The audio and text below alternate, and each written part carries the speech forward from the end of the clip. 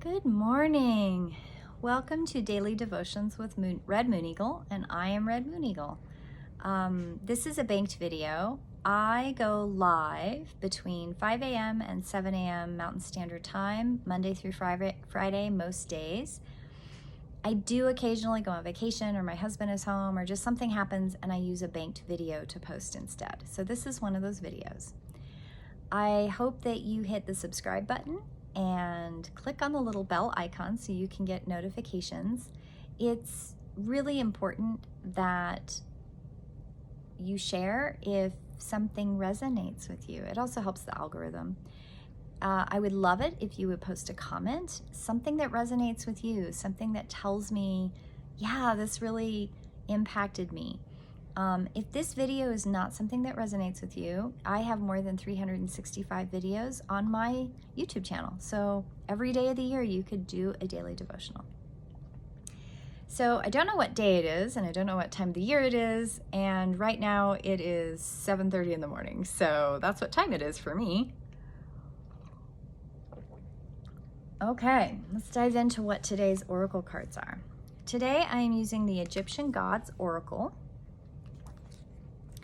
And the card is 31, Seshat, Wisdom.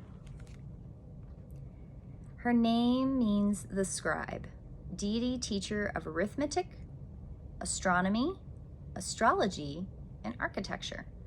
She is depicted dressed in a priestly leopard skin with a banner on her head supported by a 7-pointed star. She is the patroness of scribes and builders and is the most cultured of the Egyptian deities. She symbolizes the manifestation of intelligence. Seshat reveals herself to you to illuminate your path of knowledge on the mental plane. Her presence strengthens your courage and sharpness and hope. Although you may have to endure sacrifices and renunciations, go forward and trust in her profound knowledge. Seshat, the scribe deity. I actually love her. I see her pop up quite a bit when I do personal stuff, like trust. Okay, in the Animal Spirit Guidebook, there is a section for spirit cards. So we have earth, air, fire, water, and then spirit. And this is one of the spirit cards. This is called the Golden Egg. Message at the center of the heart, the unstruck sound. Within the golden egg lives a precious sound. Deep within that sound resides a message. The sound cannot be heard nor the message discerned until we retreat from the noise of the modern day life. The magic essence of the golden egg needs warmth, quiet, and a time to unfold. No rushing, pushing, or grasping. Find a place of deep and restful ease, perhaps through yoga or meditation. If you do not yet have a meditation practice, take some time for introspection or contemplation. When the mind begins to settle and the breath is calm, ask the question that weighs heaviest on your heart, staying open to any response you hear. Engaging with the energy of the golden egg is an advanced practice. It requires becoming intimate with our very essence and comfortable with vulnerability. When a feeling of tenderness or gratitude arises from deep within you, know that you are well on your way. Your chest may swell, like you are seeing an old friend that's been away for a long, long time. Listen to the message they've been waiting to tell you. The golden egg in the fourth chakra. The subtle essence of the golden egg is nestled deep within the heart center at the fourth chakra. This chakra is called Anahata. It's the home of the self or soul. By bringing the mind into this center, we discover a portal to the most intimate and luminous space. It is said our inner guide sits there in deep meditation, awaiting for us. Anahata translates to the unstruck sound. I love that. Okay. And in the Mystical Shaman Oracle, we pulled the drum, number 15. The rhythm of the drum tunes you to the beating heart of the universe. Its wood frame links you to the trees and helps you journey to the lower world via the roots and the upper world through its branches. The drum skin gives the shaman the powers of the animal kingdom. Striking the drum calls forth the power of the thunder and the rumbling of the earthquake. The drum invites a trance state where healing and prophecy happen. The drum invites you to take the next bold step in your journey. The forces of heaven and earth are aligned behind you, supporting effortless action. This is not a time to push against the river. The current will take you exactly where you want to go once you jump in. Collect your power tools and summon your courage, but it is going to be a wild and glorious journey. Allow yourself to be carried by the rhythm of what is essential in your life. The medicine of this card: you travel to the beat of a different drum. It's time to acknowledge you do not fit in a mold, a role, or a relationship that is not in tune with you. Find your rhythm. Respond to the heartbeat of the distant drum. The price you pay for lingering becomes higher with each passing day. Now is the time to move on. Okay, so we have the drum, which is about rhythm, connection, roots to the earth, hearing the heartbeat of the universe. The animal card is the golden egg, the unstruck sound, the heart chakra. The sound cannot be heard, nor the messages discerned until we retreat from the noise of modern life. Practice introspection and contemplation. Settle into your breath, find your calm. Engage in becoming intimate with the very essence and get comfortable with your vulnerability. And the oracle card is Seshat, wisdom, the scribe, the patroness of scribes and builders. She symbolizes manifestation of intelligence. She reveals herself to you to illuminate your path of knowledge on the mental plane. Her presence strengthens your courage, sharpness, and hope. You may have to endure sacrifice and renunciation to go forward, but trust that. Really powerful cards today. I'm always amazed that I'm amazed and never surprised, if that makes sense, all in the same breath, that every time I pull, it's as though they all are married together. They know what they want to say. So we have divine wisdom, right? We are spiritual entities living inside a human manifested meat suit. And we as entities have this amazing divine connection. We have higher self, higher awareness connection if we choose to connect into it. We all have it. And we all choose frequencies that are exactly attuned to exactly what we need to do in this life, whether we are unwinding karma or whether we're helping people unwind karma. We are all here connected to our divine self. We have the capability of doing this. I have never met an entity yet who doesn't have the ability to do this. So far, that seems to be a true thing. I've also never seen an entity in random walking around in the earth that doesn't have this ability. The golden egg. This is that unstruck sound. The sound of listening to yourself and your higher self. Key is to disconnect from the noise of our world. We have central air, we have electricity, we have ticking of clocks. Even when my house is the most silent, there's a train track that's on the other side of my house across the street. I can hear the central air running, the heat system circulating in the house. I can feel the movement of air on my body. I can hear the clicking of the top clock. I can hear the refrigerator when it clicks and clocks. I can hear my neighbors next door when they open and close cabinet doors or they go up and down the stairs. My house is never completely silent, but it gets awful close.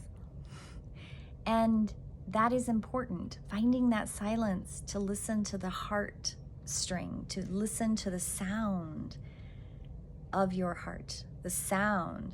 There is a muscle or a tendon, I can't remember if it's a muscle, a tendon, or something, and it goes from your throat and it wraps around your upper aorta in your heart.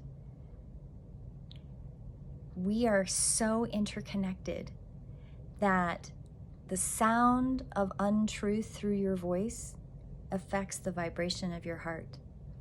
Find the quiet to speak your truth, and speak your truth out loud. One of the most amazing things that I have discovered, and I've gone back to and I teach all the time, is soft palate sounds and mouth sounds to resonate up through that throat chakra, from heart all the way up through.